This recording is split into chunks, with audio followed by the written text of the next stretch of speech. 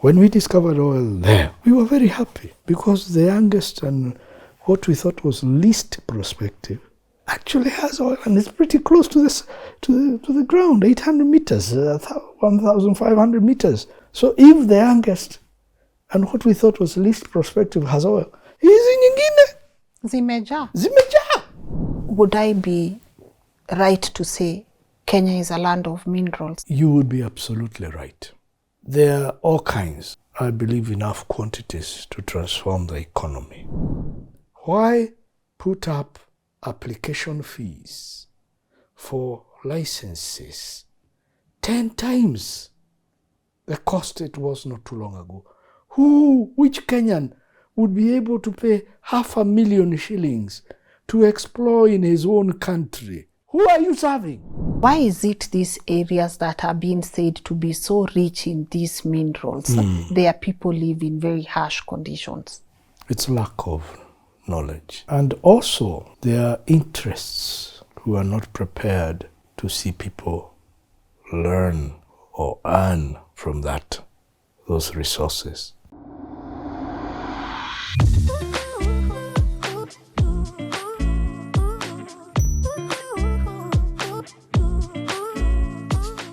Hey guys, welcome to today's episode of LNS. My name is Lynn Ngugi, and as always, I'm happy you get to join us for another beautiful and thought-provoking conversation. You know, when we were growing up, and I know this applies to majority of you, all we knew was that Kenya is so rich in tea and coffee until we started having conversations on minerals. And then, you know, always that conversation we had here with Mordecai and Barria, and they talked to us about the minerals we have in our country. But today, not only is the guest going to tell us about all the minerals I believe we have in our country, he is also going maybe to tell us what is happening and why was this knowledge not so much out there when we were growing up. Why is it that we always grew knowing that Kenya has no minerals? And now that this knowledge is here, what do we do with the minerals we have?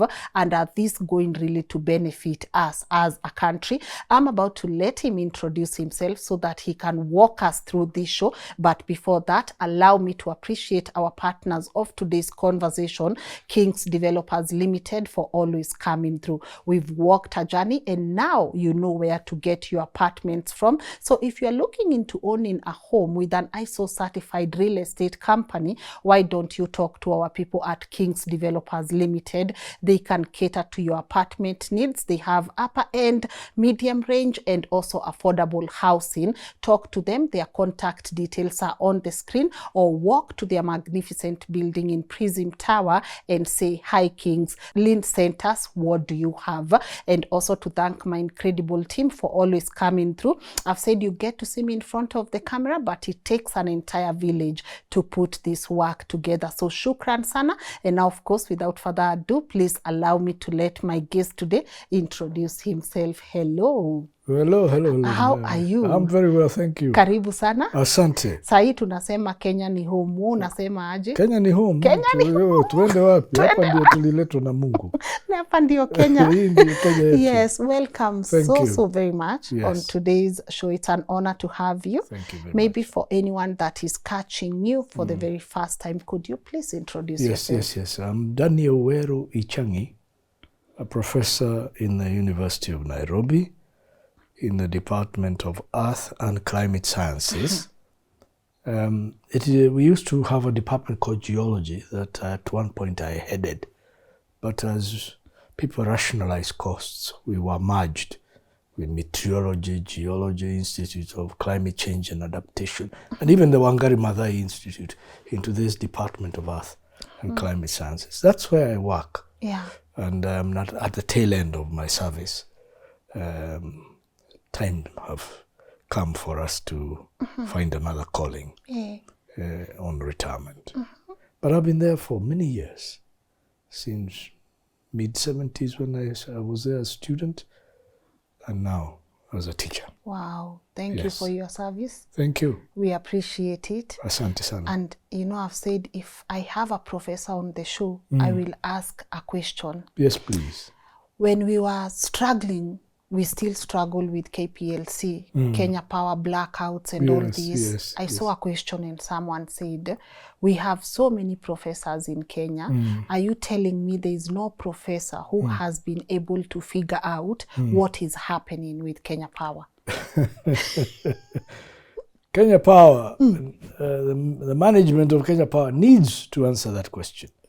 I will say it has nothing to do with professors. They are solving big problems in other capitals of other nations. They are the ones in charge. You go to NASA, you find Kenyans. You know the people who are sending this. Yes. You go to London and you're told that the traffic problem was solved by a professor of Kenyan origin who is in the Imperial College London. In medicine, this has nothing to do with professors. It has everything to do with, are we able to take advice? When Lynn, you suggest we do things this way, we ought to take you as an expert and follow your instructions. Otherwise, we will not achieve the same result. So, I am sure the engineers in Kenya Power have all the solutions. Are their suggestions taken seriously? And again, do we have enough power? Or are we underproducing? There are capitals, especially in the north. If power goes out for more than 10 minutes, especially in winter, somebody has to answer for it. But we in Kenya are bang on the equator. Hata power ikipotea, we will survive. But there are institutions like hospitals who need very steady power because lives are on the line. That's my view. It has nothing to do with professors. Man, they have serious qualifications. In fact, sometimes we wonder, why are we living in a country like we are with all this expertise there? So, Kenya is a contradictory place. But don't blame us. No. This is not on you. It's not on us. Are we saying there is not a conducive environment for our professors to do what they need to do? Are we saying... Not only our professors, even the experts. This country is top-heavy with experts of all kinds. Why are we so-called underdeveloped? After 60 years of independence, there needs to be a change. Yeah. Wow. Thank you for that. Yeah, it's sad. It's sad because I don't know why millions have to suffer because someone somewhere cannot take advice. And I'll tell you another thing, I think, and I had it with some of your guests, the way we have structured our society, there are some of us at the very top, and you and I may be in that group, who are having it so good that they don't want to rock the boat. They forget that there are millions who are in poverty, who are suffering from disease, who are going home hungry every single day. But since we can afford all the food we need, all the comforts of the first world in Kenya, we tend to forget that we need to do something to lift everybody else up. So, from where I sit, I see it as a tragedy of the ruling class, of the upper class. We have one car, 2, 3, even can choose what kind of make we want. We live in the right environment. We have all the amenities. If we want to go somewhere, anywhere in the world, we can fly out tomorrow, provided we have the papers. We tend to forget there are people with 4 children, 5 children, 8 children, who are going home hungry every single day. So the upper class, the ruling class, we who are educated, including some of the professors, not all of them, some of them, you'll be surprised, are living lives which are very pitiful because our salaries are not that much. But those who are at the top have forgotten that millions are hungry. You saw the Gen Z. What were they out for? They are not happy. We've gone to school. We've got the papers. What is our future like? That was a question. So, Lynn, that's my view. if nothing changes, what could this mean for our country if we remain stagnant? Yes, we will remain stagnant. If you look at the population and the distribution of generations, as they are calling them, people of my age in this country are probably less than 1 million as we speak. Yes. People who are 60 and above are probably less than 1 million. The Gen Zs are probably 35% of this population. We have 56 million. Calculate.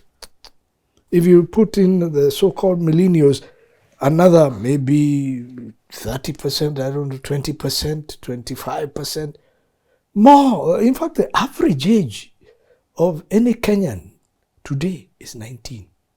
If you take everybody, including the baby who was born this morning, 19 is the average age. What does that tell you? There is very great urgency for us to reconfigure our country so that it begins to benefit our people. And they are not sitting there waiting for you to help them. They have skills. They are telling you, give us a chance, see what we can do. But those of us at the top, creme de la creme, are having it so good that they have forgotten the millions. Now, we could go on and on. You find in agriculture. We visited Israel not at the turn of the millennium. We go to a breakfast table. There were many. Food was free. Serious breakfast with all kinds of vegetables. Cheese was like free. In Israel? In Israel. Cheese. You know how expensive cheese is. I have never had better sandwiches. Cheese and lettuce. It was milk, cheese was there. And the irony was, when we had left Nairobi, there was no water. We go to a desert place. Desert. And you can take as long showers as you wish. Fruit. Garol. In a desert. So, Lynn, we can lament. Yeah, but then we will be challenged with your first question. Is it the professors? What are you doing yourself? This is a beautiful country. It is divided half and half by the equator. 0 degrees. We can decide today to have breakfast in the southern hemisphere of the globe and go and have afternoon lunch in the northern hemisphere by just driving 3 hours this way or 4 hours that way. Which other country can you do that in? There are very few. You go to Somalia? Yes, you can do it there. Is it safe? Question. You can go to Uganda, maybe. That's why Museveni is a good man to listen to occasionally. Maybe northern DRC, you know. Then you're into the Atlantic, and then into the Amazon in South America. You come around a few islands, yes. But Kenya, half. Northern hemisphere, half. Southern hemisphere. Maybe we have the Lynn Ngugi Club taped in the northern hemisphere once. Well, we see whether the effect. Yes. That is a gift. We have a beautiful, beautiful land. Sometimes I stop as a geologist and my breath is taken away by the beauty of this country. Yeah. And I know in your journey as a geologist, there are so many things that you know you've discovered, and there's a lot of knowledge that you carry. And that's why I know everyone that is watching is going to benefit from the information that you're about to give us. But I started by saying, when we were in school, we were taught, you know, Kenya is a net exporter of coffee and tea. Going back, I wish they taught me Kenya is a net exporter of raw coffee. Not just coffee, but raw coffee. Because we grew up thinking this coffee, this is us. But this final product has never been us.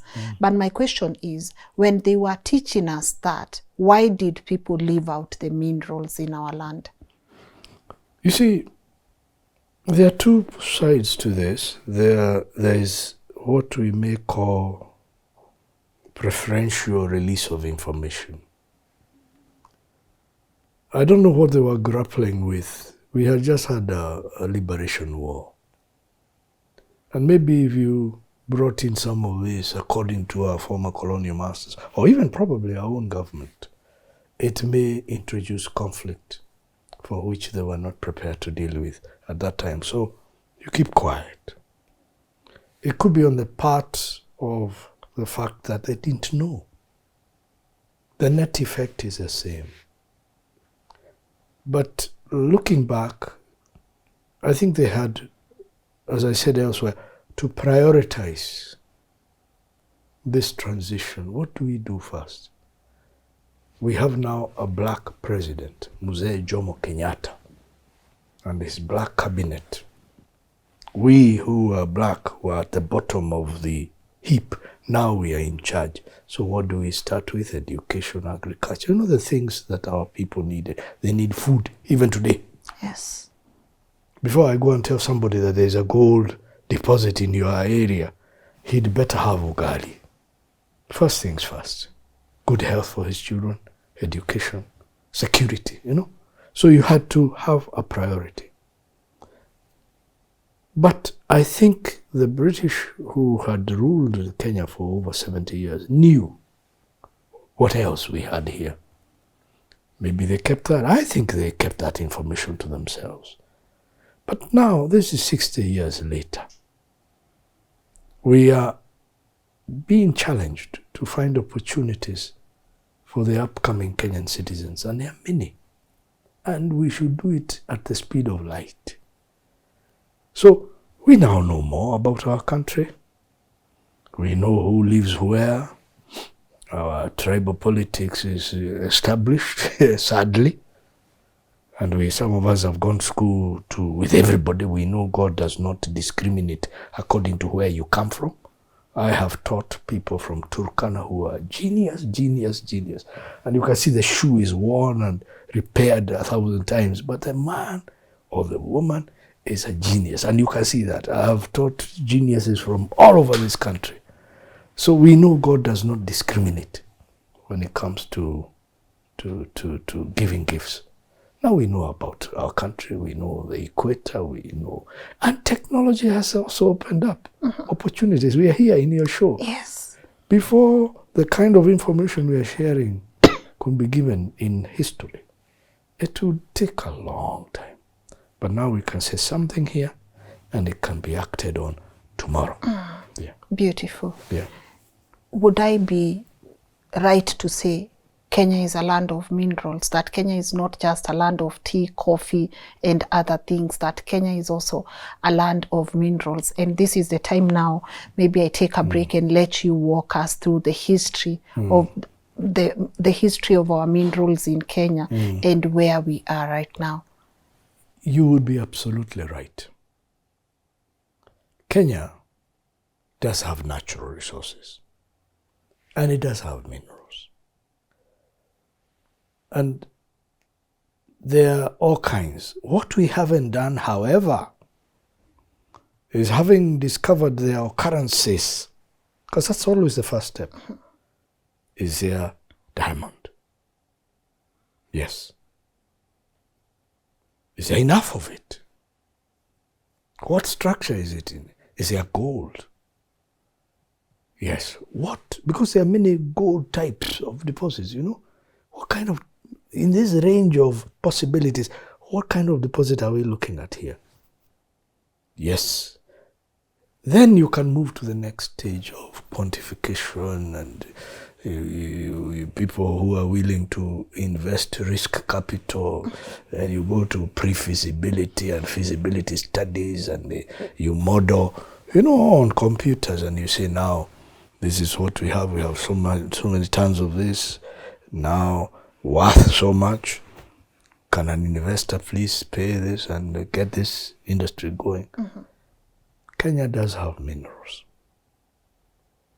And I believe enough quantities to transform the economy.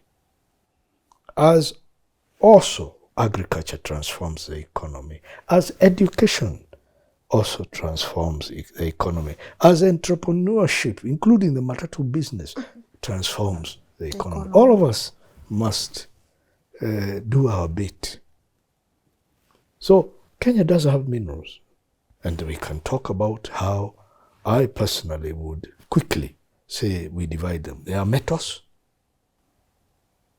there are non-metals, industrial rocks and minerals, there are energy minerals, including oil and gas in this country, and there's water. If Israel can create a paradise in the desert, you see what happens here when it floods. You can't get to Ajia. Where does that water go? God brings us water from this direction. Sometimes we look for it from this direction. But water does come here twice in a year, mostly, during the long rains and during the short rains. What are we doing with that water? Why don't we store it? Even our mothers had enough sense to at least have a 3,000 mabati tank, and the little drainage would go in there. They would trap enough water for her to cook with. Yes. So here we are. So metals, non-metals, industrial rocks and minerals, Yes. energy, and maji. Yes. All right. We have it. Okay. Take us there. Where is what? Now, I will start with the easier ones, like gold, precious. Gold has been mined in Western Kenya, Nyanza and Kakamega, area, and Migori.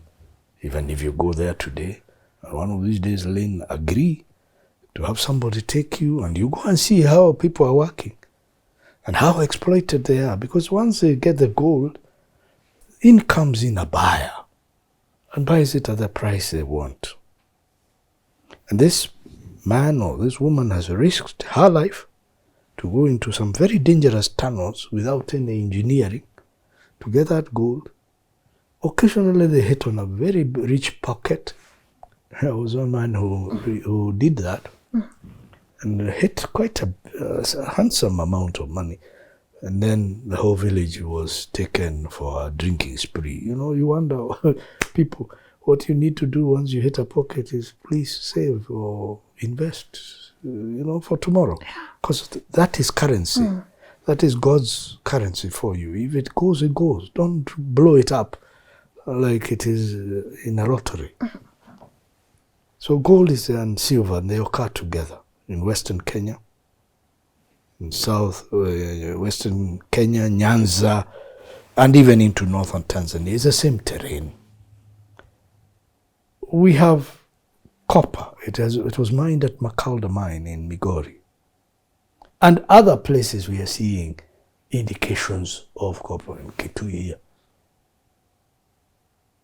There is somewhere, I believe, in the coast also. And we haven't even begun to look. There's also what we call the platinum group elements. Platinum plus another one in the periodic table that are near it. Very, very expensive. Pokot and Turkana. It has been reported. And when you look at the precious ones, these are things that are sold in grams. Gold is sold in grams, maybe around 10,000 shillings a gram. A cup like this of gold will be, of water is 250 grams. But for gold, it will be 20 times as heavy. It's very dense. So 250 times 20, this will be 5 kilos. Because it's very, very heavy and it's dense. And it's straight cash. Platinum is even more valuable with those platinum group elements. Because gold is interesting. It doesn't quite like reacting with anything. But platinum can be a catalyst in chemical reactions, and those other metals are very, very useful in high-tech applications. So they are precious. They are sold. A troy ounce is 31.1 grams. So precious, sold in grams and troy ounces. Then you get things like copper and iron and zinc and lead. Those are sold in tons. I was very, very interested in something Mordecai said here, that come to a place you find iron.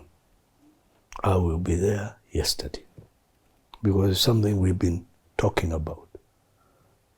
And we want to look at our areas again and reassess. Who said there is no gold in Murang'a? Who said there is no gold in Kirinyaga? There is a mountain there. Have we checked? No. So with the knowledge we have, we can relook at our country again. And then a new development in minerals are what we're calling strategic minerals. Things that are applied in this electronics that have made our mobile phones very powerful. The world has changed. So those strategic minerals are there in this country.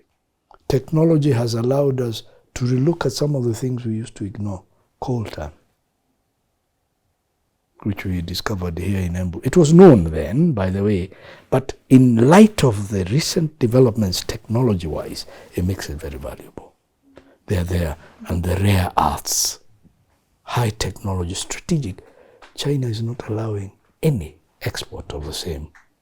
There is now competition because that's a new frontier. These are materials that are going to be required for defense, for communication, for computing.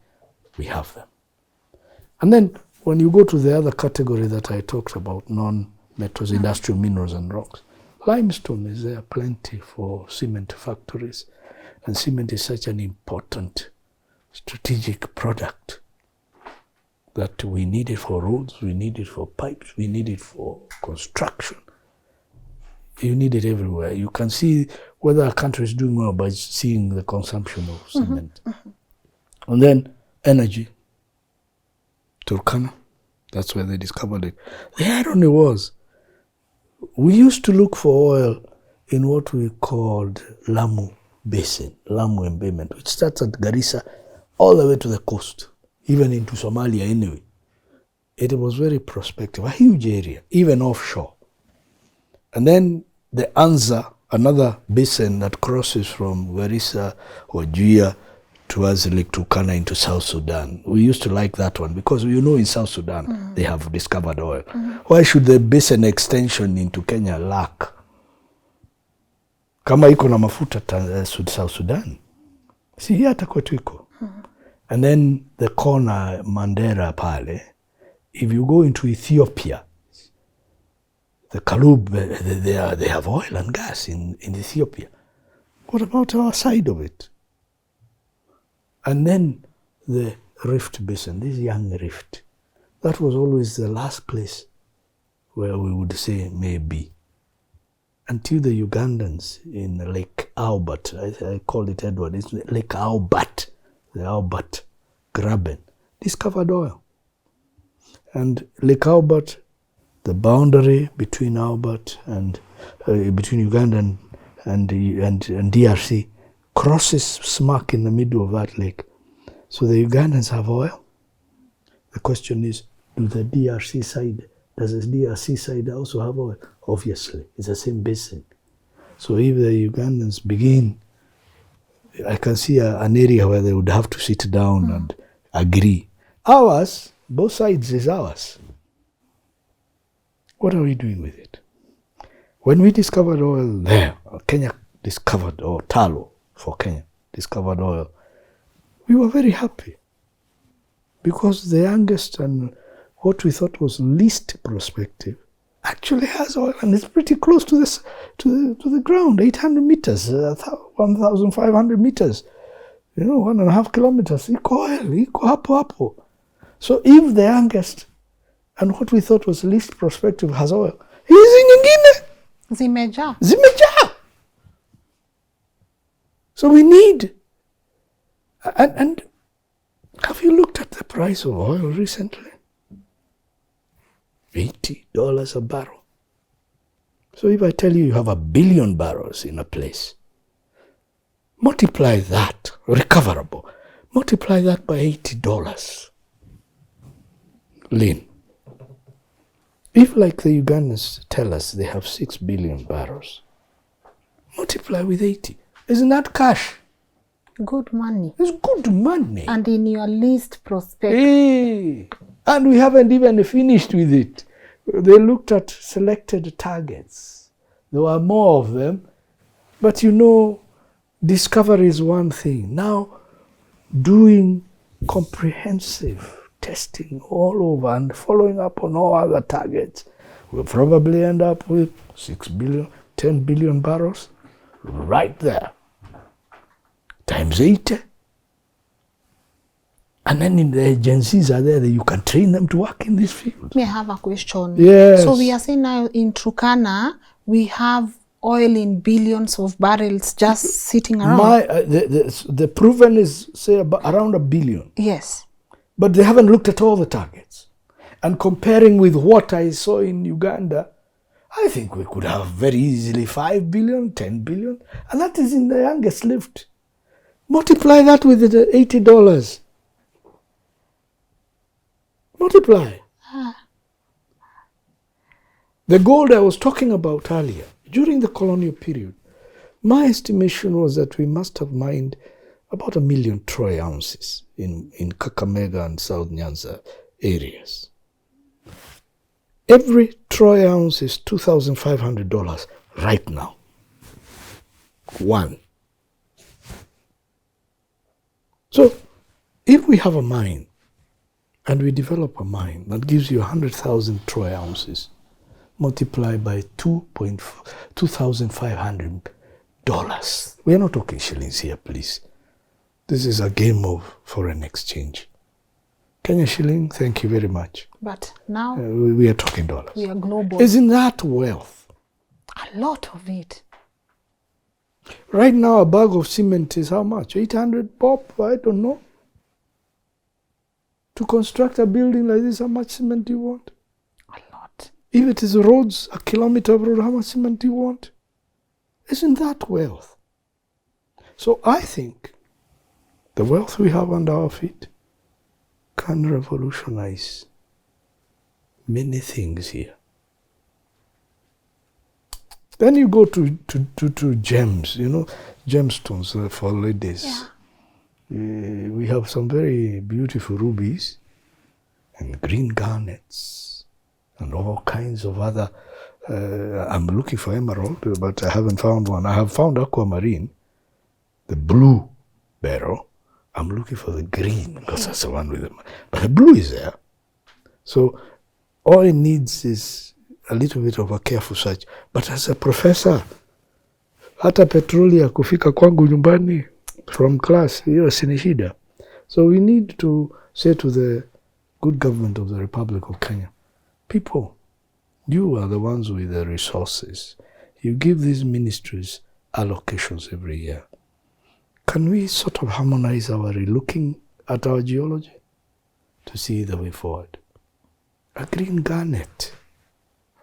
You probably travel. How much is a good cut stone? One. It depends on the quality. $100 for 1/5 of a gram.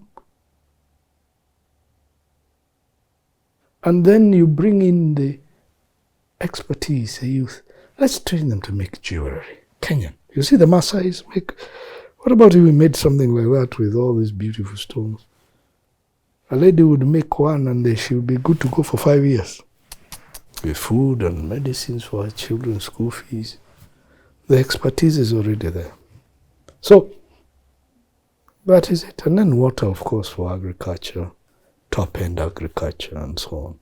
This is a country we can change in 10 years flat. If we remove the corruption, the greed, the arrogance that I see with many people, especially in leadership, if they are willing to consort, if we get together and ask ourselves some hard questions, this country, Lynn, would change overnight, in my view. But it isn't going to change if we keep following the path we are on. I don't know whether to be excited, because if collectively whatever we have can change this country in 10 years. You know, Lynn, it is what you use what you have to achieve your objectives. I saw some very rich people in my growing up, but their sons and daughters didn't amount to anything. But I saw some of our parents, with the little they have, and their children are successful. It's what you do with what you have that matters. Kenya, tuko na utajiri. And the principle is not even in the minerals. The first point of your wealth is your people. Watu wa Kenya. This is a country with everybody you need for anything. From open heart surgery to space technology. They are here. They are good at what they do. So, do we invest in our people? Or are we in the ministries just not listening because we are at the top? Have you asked your officers if you are the CS? Like we are under CS Mheshimiwa Joho. He's been a governor. He knows people. Has he asked his officers what they know? Or is he such a strong man that he doesn't listen? That's for him to answer. But he is a leader. He has been the governor of county number 1. He knows people. He should sort of explore first, before going even to geology, hawa watu wangu. Because he's a ultimate authority. His PS has a good name. He's Elijah Mwangi. I like the prophet Elijah myself in the Bible, because he got to a point where he was discouraged. And Elijah then wanted to hear from God. He was not in the earthquake. He was not in the wind. He was not in the, there is that story. In the fire, he had a still small voice. I wish our peers, who I rather admire, would be an Elijah. Why put up application fees for licenses 10 times the cost it was not too long ago? Which Kenyan would be able to pay 500,000 shillings to explore in his own country? Who advised that? The effect of that is to lock us up. Even I cannot pay 500,000 shillings to pay for a license, even where I know there is something. Can't you people, instead of 50,000, why didn't you make it 25? All Or of us 15. to 20 or 15. Even 10. We are Kenyans. Kwa sababu hiyo pesa nikidiscover hapa kuna gold, I'm supposed to take a license to explore. Mutakutana na yeye mbele. Because if you discover there's gold, you have to go back to him for the mining license. And tell him, I think... I have this now. I want to go to the next stage. Okay, now hapa license ndio hii. So now the mining license is 500,000 shillings? No, not mining. The exploration license. Exploration. The application fees have gone up. Seriously. This is for exploration now. People are crying. 10 times higher. Yes, 500,000. Which Kenyan is going to pay that? Even for mining. Which Kenyan? So by putting fees up, you lock us out, ndugu yangu. There used to be a music group called Earth, Wind and Fire. We might as well bring this to the table. This is a Lynn show. Yes, let's do it. Make drop the costs to half what they were. 25, 15, sawa. Encourage everyone to explore. Yes, let us see how far exploration is looking. Tukipata, tukutana na nyinyi mbele. And then we'll bring the same argument. Ndugu, I have spent 20 years here. Can't you, instead of you, Kenyans for Kenya. Kenya for Kenya. And I know he's probably smiling. If he ever sees this show, he will smile. Because he has the power. He's the BS. Principal Secretary. Wakiwa na bwana Mheshimiwa Joho. But then again, the mining docket is such a sensitive docket. It is. What are your thoughts? And I don't want to put him here because he's Joho, but what are your thoughts on having someone like him leading such a docket? Are we going for... You see, Lynn, I don't think it would be fair for me to say, oh, this one is suitable or not. I'm not the head of government. Yeah. He has his own considerations. But I believe I can work with anybody. I can bring that complaint to Governor County number 1, retired. Nimwambie ndugu yangu, Mheshimiwa, sisi ni wana Kenyans, even you. Sasa utumize tu. Can't you revise these rates downwards? And there are many other considerations in the Mining Act where we think he can intervene. Maybe it's the best gift to the mining industry we have ever received since independence. Because we've had other ministers. Maybe this is now the solution. But where does experience come in? Because again, if we are looking for a geologist, there has to be something to back you up. Yes. That you are experienced in this, right? If we are looking, if today you opened a hospital and you said, you put it, you are hiring and you are looking for a surgeon, you won't just give it to anyone. You'll hear experience matters because this is very sensitive. Yeah. You see, there's a leadership, political and the administrative area. There you can have people of the caliber we have. Okay. The point I said earlier is that we have expertise.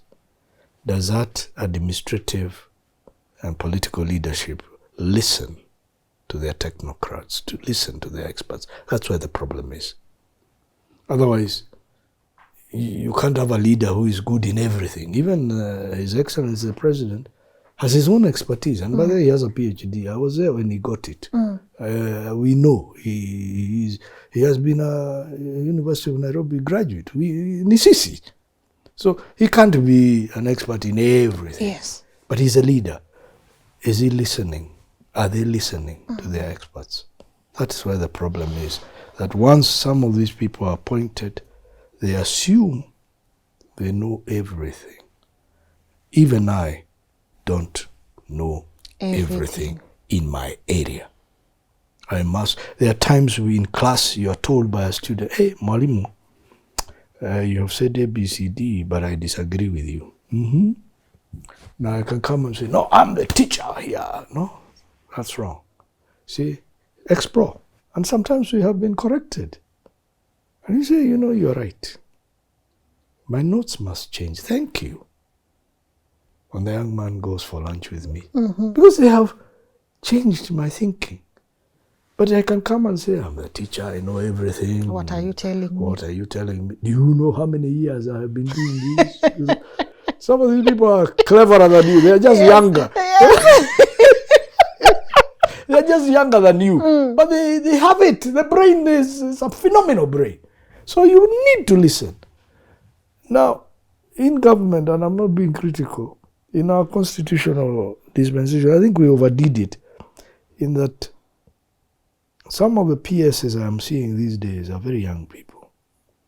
Kuna wazee na kina mama in ministries who have worked everywhere in this country.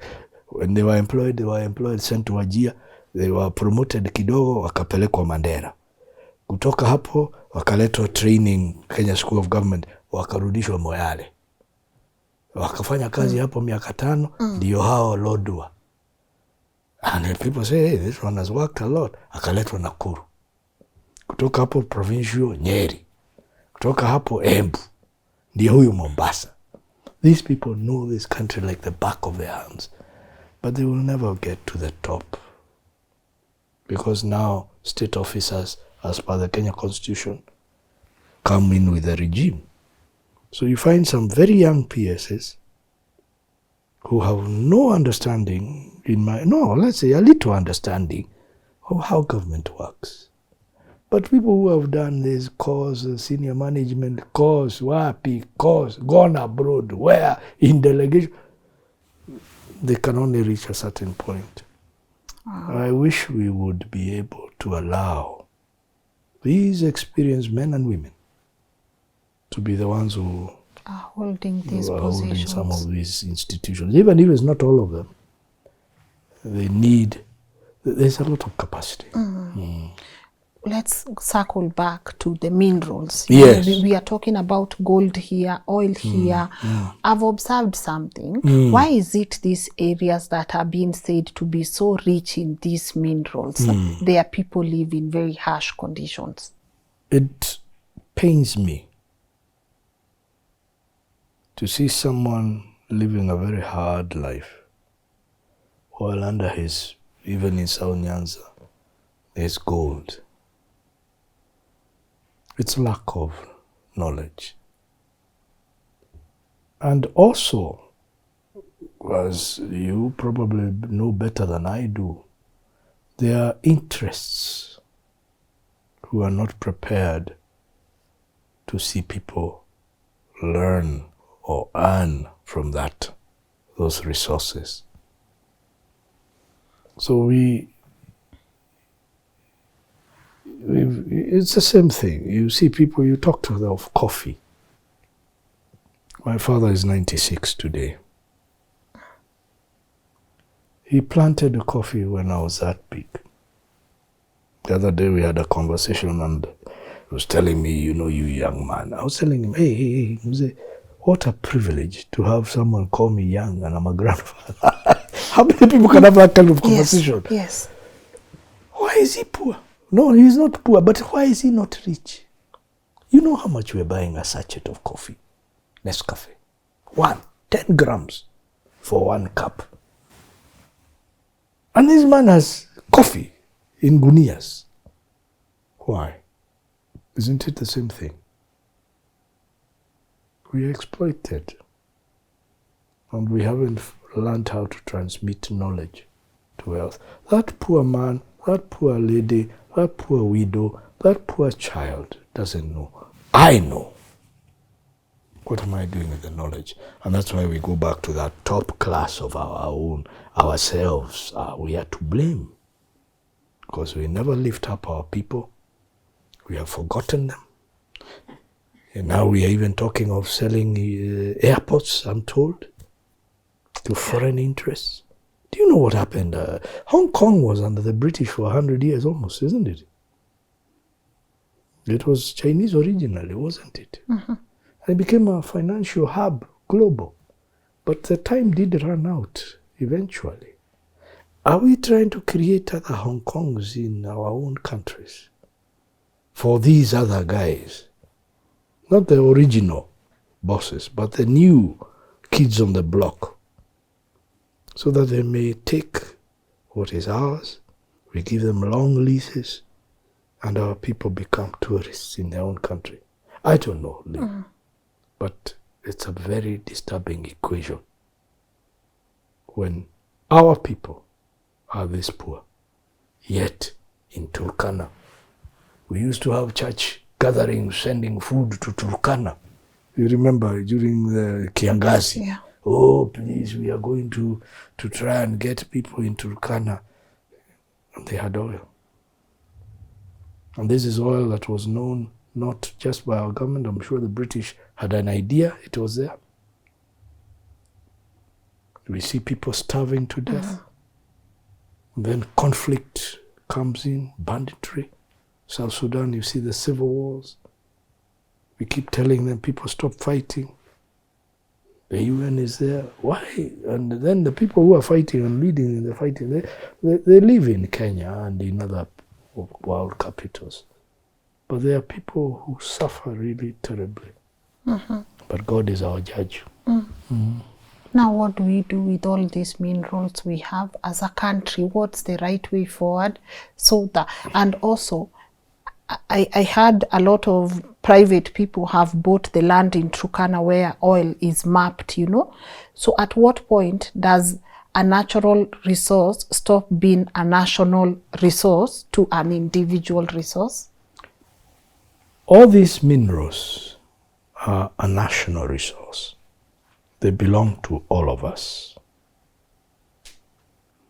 Entrepreneurs will be very smart and go and buy blocks of land where they know there is something, because of exactly that, when it comes to compensations, because you can find maybe under your house something, and we need to mine it. We will have to talk to you, Pole. Nicely. There's this building. You too. So entrepreneurs will seize opportunities. If I had a lot of money, I know of a few places I could seize opportunities for. We tried in Embu, but we had been involved in the crafting of the new mining act. So these are strategic minerals. These are national. So the government has to come in through the National Mining Corporation. So entrepreneurs, I don't blame for buying the land. But there should be a mechanism where they again do not inflate what they own so much as to make the whole thing economically senseless. You can't protect people. If today they learned in Murang'a there was a mineral, I'm sure there will be one or two people with accounts maybe in Equity Bank, So let entrepreneurs seize their opportunities, but let them not keep us as the rest of the nation. Because even to get the oil out of that ground, we need an entrepreneur, an investor. There is Talo who discovered it, but they do not have enough, probably, clout to take it out of the ground, to construct a pipeline. So they need other investors. The challenge I have here is, why not give Kenyans a chance? Mimi niweke 100 yangu moja hapo through a mechanism. Tuone kama we can Safaricom this again. We see. If we can Safaricom this idea. Why not give us a chance? Man, we can raise billions. Yes. No, but they give us a chance, even if it's 20 bob. Give my good friend there a chance. Tuone kama tunaweza. But now, even if just to look, you have hiked the fees 10 times. Who are you serving? Are we really? There's a professor here who can probably not have 50 million, but maybe I can afford 1,000. Nitapakisha gari yangu nyumbani for a week. Maybe I can get 1,000. Niingize hapo. By the way, Kenyans, bwana. Who are you serving? Who are you serving? With a license fee as high as 500,000? Who are you serving? And maybe you have been given targets. Ukaambiwa, in your ministry, what are you bringing all the time? There's a bigger man, There's a head of this government. People think that he's a joke. He's going to ask questions. What are your deliverables? Tulikubaliana, nione nini kutoka kwako? KPIs. KPIs. Haya, report. Tuko hapa. Oh, You'll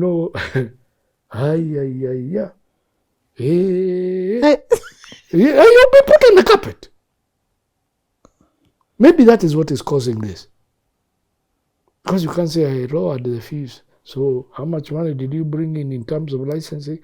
This is higher than it was last year. No, it's less. Why? We are trying to encourage. That language. But how does that help us as a country? I don't know. You know very well not many can. Even me, I can't. Yeah. 500,000 to explore. No, maybe you can. No, you look like you can. Me, I can't. Me, I can't. I am a professor can't. No. Professors. Ngugi. Madam Ngugi. Professors can't. We are foolish. We went to teach. We are just like them teachers you see in high school. In fact, some of them are getting better. Hey. So, but if you take like 1,000, if TSC could tell all their teachers, there's an opportunity. All of you, they are a constitutional commission. They were very sharp at the Bombers Conference, TSC. They are a constitutional commission. They are in charge of all these teachers. Uambie 100, voluntary wale wanataka. Do you know how much we would be able to raise? The doctors went to sleep. Now they are crying everywhere. I wish health was also in the national government. Because we need good health. You look like you can afford. I can't. And yet, I have 3 degrees in this business as a geologist. And by the way, there will reach a time, after I have explored and said where I have, we will need what we call mining engineers. Because now we are digging up, we are tunneling, We will need chemists. We will need process people and expertise. We will need security experts. Gold must be secured. You will need lawyers. Oh yes, lawyers are everywhere. The right kind of lawyer for those agreements. You will need the whole thing will grow like a cabbage. And you will need everybody. The workers will come eventually when you establish a mine. We will want to know where their children are going to school. You as a mining company may have to support the local primary school because children will have to go to school. The local health facilities. You will have the water, the roads. The benefits just bloom. So why can't we do that? Who are you serving? A multinational, maybe? Maybe. No, there you can have, if a multinational wants to come and explore, their licenses will be like that. But for Kenyans, it's not ours are like, this is our country. We have already paid enough to be children of this land. Our fathers paid, some of them the ultimate price during the emergency, during other struggles. Watu wamepigwa hapa na tear gas. Although I had a policeman say hiyo ni dawa ya homa. Where? Do I want to remember your tear gas? Yeah, you've tasted a bit. Hey, a lot. No wonder you're not getting a cold. You are healed in the name of Jesus. Amen.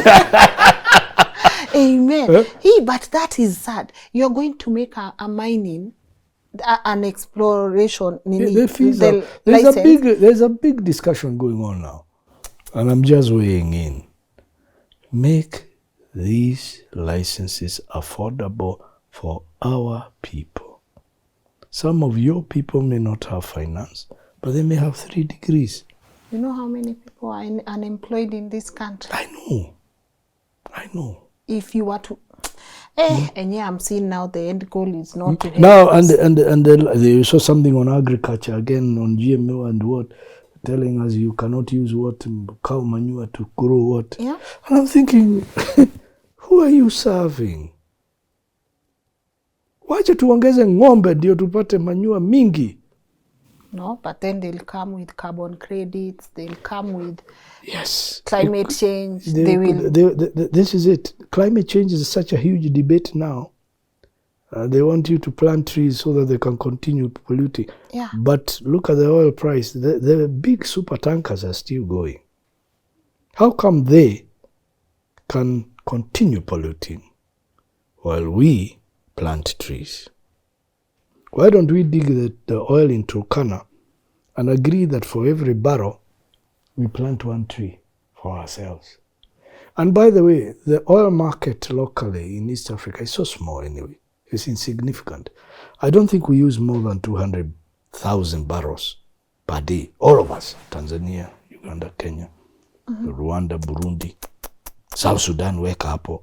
All those countries. I don't think we use more than 200,000 barrels a day. So once we satisfy the local market, the rest of the oil can be exported to whoever. But they won't tell us this. They won't. Because we are supposed to have a national tree planting day. No, tree planting is good. I plant trees. But do we need a national tree planting day if we are not going to substitute a tree for... You can have your national tree planting day. What I don't want to see is the helicopters on a national tree planting day. Just plant a tree where you are. Don't make it a huge thing.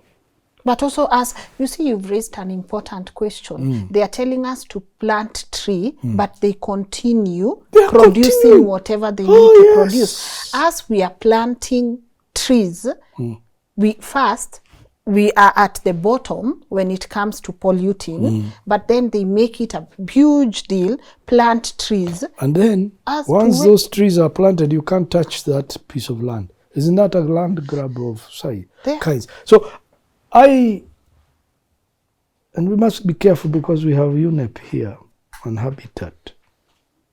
Planting trees and the environment is a very big issue. Yes, I agree. But poverty and hunger, that's the bigger issue, and disease are a bigger issue. Yes. By the way, Professor, let me ask you, why are we concentrating so much on things that don't seem to affect us directly? No, but I told you, we belong to that top. We are already having it so good. There's a lot of money for researchers, for policymakers when it comes to those issues. So the voices that would be able to speak are already very comfortable. They are involved in huge research and programs. They can go to UNEP, and it's good. The globe, the climate change issue is not a minor issue. But I think poverty is also an issue. A major one? A major one. Unemployment is a major one? Yes. Major. Major. And if we don't do anything, something is going to crack. Climate change, respectfully, for us right now, not a major one. Yes. It depends on our definition of climate. Maybe ours is... the one they've given us. Yes, the one they've given us. But I don't mind planting trees. I do plant trees. There are trees my father planted when, again, I was this big. A huge eucalyptus trees, you know. If we were to cut that one, I think we'll be set for wood, one tree, for the rest of our lives. But then somebody says, you know, eucalyptus are not good. Okay. And I'm looking at the tree and thinking how many tons of wood. It's too yeah. something else. Yeah. But is there a future for us in terms of minerals? Do you see a future where we benefit as a nation? Yes, I do. And how can we arrive there? I do see a future. The minerals right now are in the ground, most of the time. Or they are being exploited at an artisanal level. What we need is 1 or 2, 3 good size gold mines. And we see whether we can transform the communities around them. That's what you need. There is a future. There is a future. I believe in a future. But, sorry to use this term, people talk of overturning governments. I don't believe you can overturn any government. What you can is change the thinking of the leaders. If they are unwilling to change, then through the constitutional means, you keep looking for people who can empathize. I've seen a bit of that. When the first president, by the way, I was born under Queen Elizabeth. So me, Queen Elizabeth, was the first head of state that I was born under. Yeah. Then we came to Mzee Jomo Kenyatta. Tukapelekana na yeye mzee tukafanya KCPE, ndio sisi SCPE, not KCPE. Tukaenda high school, yeye tu. We entered university with mzee, the same one. And then just when we were about to graduate, he passed on. So we were, I think, the second class under His Excellency Arap Moi. Love, peace, and unity. Tukapelekana, people are calling him a passing class. He stayed for a quarter of a century. Tukamaliza na yeye. Then we came to Mzee Emilio, His Excellency, a wonderful man who would look for a speech from his pockets. Wapi, oh, I don't know where it is. Very sharp. Then we came to another good man, quite polite, the son of the first one. Naye akabeba sisi 10 years. Now we have another brother. When will we change to look at some of these issues? I think the current regime has a challenge to seize the opportunity. Use the knowledge. Even AI is there. Lynn, you can ask any question. You'll be given a very nice essay on anything. This is a new world. Can we make poverty an issue of the last world? Yes. Now we have all the tools, all the knowledge is available. And then we have friends who have also opened up themselves. You know, the old days, we didn't know how to make a cup like this. Now go on the YouTube, you'll be shown how it is made. All of it? All of it, including the putting of the logo. Utaoneshwa, if you're interested. So, knowledge management is a big issue now. And I think we have a future. If we are willing to change, if the leadership is willing to change its thinking and its approach, become more of a listening than telling us. Telling us every day, oh, this. You're telling doctors something, they're looking at you and they're wondering, now, how do we change that thinking? You're telling teachers, A, B, C, D. You're telling engineers. You're telling policemen. You're telling wildlife people. You're telling churches. Listen to the voice of God, the still small voice. And you will hear solutions here. Before I let you go, allow me to ask, all this knowledge on minerals, do we have a map, a national map that can tell us, that is accessible to the public, that can tell them, find this here, here, taftia, like hapa? Iko. Just go to the Ministry of, as I said, it has a big name, mining. Blue economy, that means the ocean. A very good concept. And maritime affairs. And go to the Directorate of Geological Service. You'll be shown a map. It may not, it's a whole country. And Kenya is not a small country, by the way. It's bigger than France by 40,000 kilometers. Kenya. We are 580-something square, 582,000 square kilometers. France is 540. So if France is an economic power, Kenya reasonably should be also an economic power. In fact, our population is much less than theirs. But look at what the French do. Bullet trains, manufacturing, what? Sisi, na tuko Ikweta. Tutaishi na find X. Tuna getheri na ugali kila wakati. You can't farm. Wait, come on, people. You hear of Galana farming. Okay, good. Yeah, now we are going to... Then it dies. Who killed it? And these issues of corruption, these issues of allowing ourselves to underperform so that we can maintain the lifestyles of very few people. We have to change. And I'm not one of these people who accuse people on racial or tribal lines. I have very good friends across all tribes and across all races. Good people exist everywhere. Bad people exist everywhere, including in our own communities. I have received greatest kindness from people who are as white as snow. Great kindness from my birth.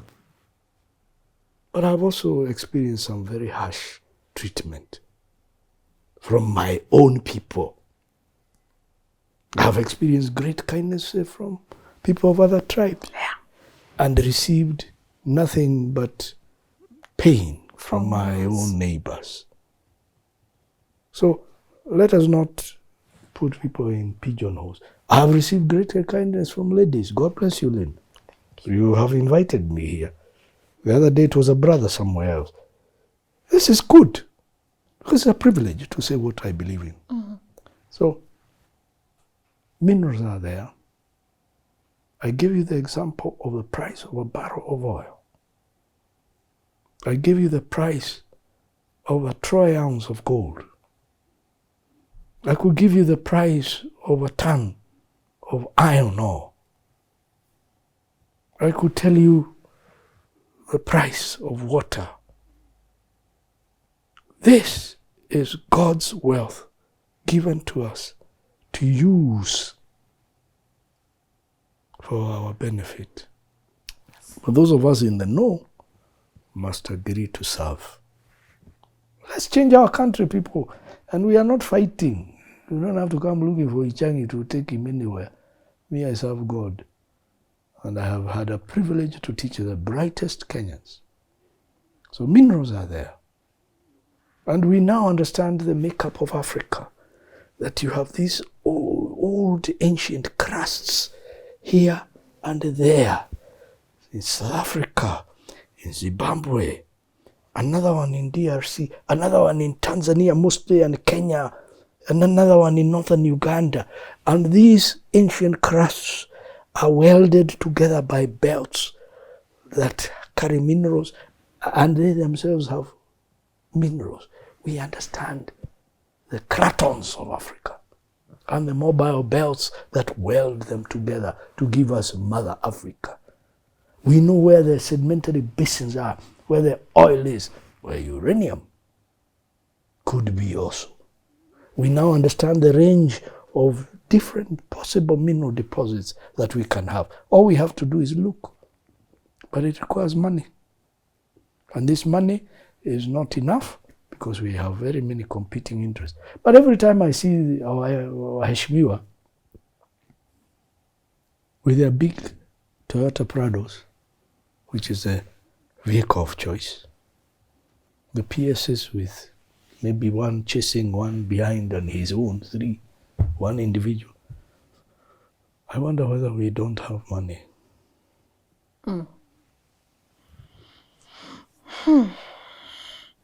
We have money. And minerals, yeah? Let me use this. I brought you a little. This is the Gemological Institute of America. You know, they've given us information about the kind of stone and what you can do to it to add value. That's a tanzanite.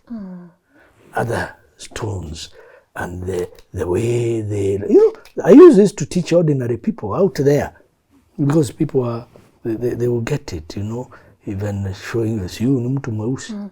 Yeah?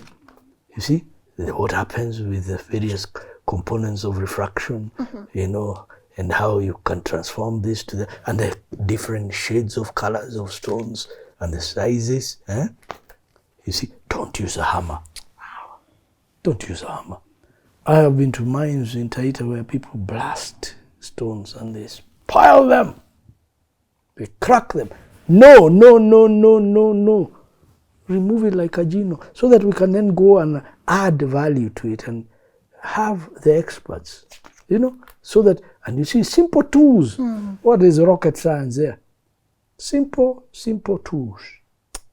And somebody ends up doing all of that, and you end up with a stone. And then from that stone, you can make some jewelry.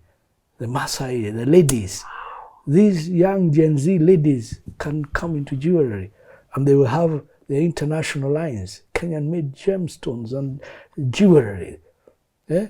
And some of them are very artistic. Look, there it is. Now sell that. And so on and so forth, different things. I mean, it's doable. And the money is there. The money is there. Si tuna afford ya gari za Prado. Yeah, kabisa. Yes, the money is there. Yeah. And this is wealth. As I said somewhere else, God does not construct a bank to hide wealth. Even in your own shamba, you better be very careful because you're making a lot. Maybe he is happy.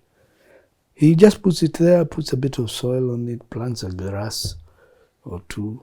One of the things I've seen in Ukambani and the coast and Mbere and Tharaka is he seems to rather like pafadas. And Tukana. There are some vipers that come out at 6 p.m. You have to have a torch when you're walking there. So he puts a few of those there to make you to divert your attention kidogo, so that you can remember him. Thank you so much, Professor. Before I let you go, of course, I want to say thank you for being here and taking you. I think our country is blessed to have men like you. I feel the only sad part is we have these beautiful ideas, but we never get to see them go into something that we can look back and say, look at this mining station. This is courtesy of professors. Knowledge and grit and push, and he was sponsored or powered by our own government to continue exploring for the benefit of our people. Sad. I think it's sad. If you come to the University of Nairobi, you see, even now we are in a very sad season. Hata huko tunachapana. Professors to professors and other officers. You feel sometimes like weeping. But we have wept enough. And I looked at the Gen Z on June 25, Tuesday. I was caught up 3 times by those young people. And it made me say, enough. My time, I've done my bit. Let me walk away. When I saw them die, I saw one young doctor, a lady at Basilica, crying to treat people. And the kind of handling she received, I said, Lord, enough. If this is where we've reached, we need a change of thinking. And I think we can do it in peace. We can. We can do it in an orderly manner. We can make this country rich. Yes, we can. Yeah. What legacy are you looking into leaving behind? I am a believer in the Lord Jesus Christ. I'm born again, Lynn. That doesn't mean I'm good. I told you, me and you are the ones who hammered Christ on the cross. Yes. Yeah? We need forgiveness. Yes. Although you probably much less than me. But the legacy I would want left behind is that here, pastor man, who at least taught some Kenyans something, and who believed in the future of this nation. That's all. That's all. Yeah, that's all. I've taught many years. I've experienced great satisfaction. But if they can say that their mwalimu was an honorable man and believed in us and believed in the future, like I now believe in the Gen Z, I believe in that Gen Z. They will not remain Gen Z. They will be parents. Yes. I'm sorry. It's okay. I get a little emotional when I saw a mother crying over her killed son, the Jomo Kenyatta JKUAT student in that quarry, and others. I get moved very deeply. Because they were probably killed by their own Gen Zs who were in the whatever group. I don't know who did it. But that was a wake-up call. And you know, we as Christians have been crying for a revival. Oh, God, we need a revival, a move of the Holy Spirit. What was that? Was that not it? That was it. That would move millions of young people to come and confront a system? Now what they need is to know that Jesus loves them. That Christ has died for all of us. We need not die. Not one Gen Z needs to die. Every one of them is worth more alive, much more than dead. But evil must always be confronted. So that's the kind of legacy I would want. I saw a revival myself. Yes. Our church leaders apparently missed it. But where I worship, I have told them that this was a move of the Holy Spirit. Only God can move millions of young people this way. None of us can. And it is not technology. Yes. It's not X. Yes. It is not Facebook. This is a move of the Holy Spirit, calling us to recognize that the road we are on needs to change a bit. Yeah. Yes. Anyway, we could talk. We could talk. That's me. Thank you. Thank you very much, Really? Lynn. Asante. I've had a great time having Thank you. you on the show. Yes. A lot of questions, of course. Not like questions, a lot of answers that I've gotten to a lot of questions that I had. And I hope you live long enough, like your dad, you're saying, I've lived long. To see just one thing that we will say. I told, I said there's a revival, and this right here is result of that revival. Yes. So I appreciate you, Professor. As you go, may God bless you. May God bless you. And also, once again, I appreciate you just taking your time to have this conversation with you. And also to you people who are watching, let me know, as always, what your take home has been from today's conversation. I've said our intention as a network with these shows is not to do anything else other than help you learn and relearn some of the things that have been taught to us. So I always value your feedback on the comment section. And once again, thank you for watching, and thank you to our incredible partners at Kings Developers Limited for coming through. We really do appreciate you. Check the beautiful apartments they have, and always feel free to give me feedback if you can't put it on the comment section via info@lnn.digital. That's our email. I look forward to hearing from you. How about I see you, you know the time, tomorrow 7 to 10 a.m. or 7 p.m. Bye-bye.